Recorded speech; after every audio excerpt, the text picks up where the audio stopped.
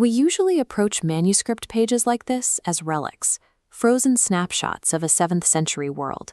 The cracked parchment reinforces the idea of a dead artifact. Yet a structural analysis of these 6,236 verses reveals a network of over 340,000 unique linguistic links. It's a high-density graph where every node is interconnected. This isn't a linear narrative. It's a self-referential grid of instructions that executes whenever it's read.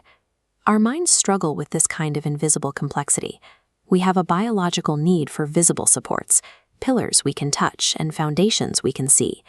This is why we cling to the staff of Mosa. In the text, the staff is a physical logic gate, a tool used to strike the sea or lean upon. It represents the grounded, earthly reasoning we use to prop ourselves up. But the text also describes the orbit.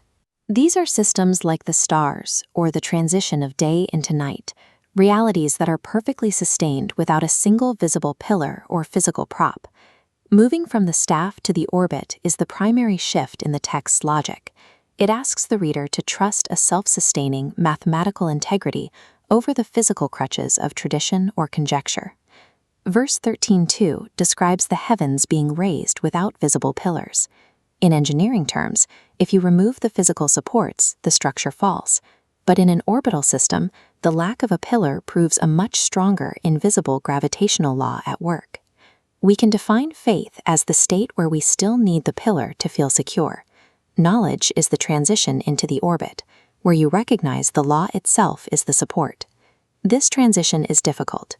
Most people take the golden detour, turning from the invisible truth to find a visible, grounded authority to follow instead. The text acts as a phase discriminator here. It uses precise logic to separate those who rely on Zan, human conjecture, from those who can see the underlying structural code. Orbital thinking is actually more rigid than a physical pillar. It is locked by mathematical constants that never rely on human interpretation to remain true. To activate the system, you must first accept that the highest structures are held up by nothing you can physically touch. Verse 2:255 defines the boundary of this system, the Kursi. It is the geometric container that allows for endless movement inside it while maintaining a state of absolute information preservation, without fatigue.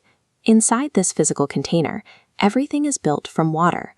Verse 21:30 establishes water as the primary medium for all life, but it also functions as a powerful medium for change, a fluid field where time and human consciousness interact. This medium responds to the observer's state. For Mariam, in a moment of isolation and pain, the system provides a stream beneath her. Here, the water acts as a miraculous source of physical respite and life. But the same medium becomes destructive when it meets the mass of pride. For Pharaoh, this water becomes a crushing sea. It is the exact same medium, but the outcome bifurcates based on whether the reader is bringing mundane desire or divine love into the system. This isn't just a metaphor. The text is mapping a caustic field, where light and energy are focused by the water of our own consciousness to either create a signal or generate destructive heat. The Kursi keeps this cycle in a continuous loop. It is the operator that ensures the beginning and the end are always touching, forming a single-sided continuum of life, death, and return. Verse 39:23 describes the book as mathani, meaning it is folded or repeated. This recursive structure allows a vast, multi-dimensional memory to be stored on a two-dimensional surface, creating a tesseract that speaks in an eternal present. This is why verse 20:99 calls the text the remembrance. It isn't a history of someone else's journey. Verse 2100 warns that those who abandon the signal for the noise of conjecture will carry a heavy burden. This is a literal accumulation of entropy on the day of return. It is an external memory storage for the reader, the Rasul who has simply forgotten their origin. The goal of the system is to purify the reader's state until they reach the remembrance of the home. This is the coordinate where you finally recognize that the text was narrating your own life. At this stage, the text stops being a record of the past. It becomes a live set of instructions for the soul's current traversal.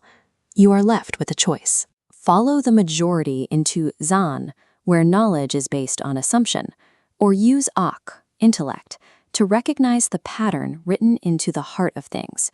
This is the al-Kitab equation.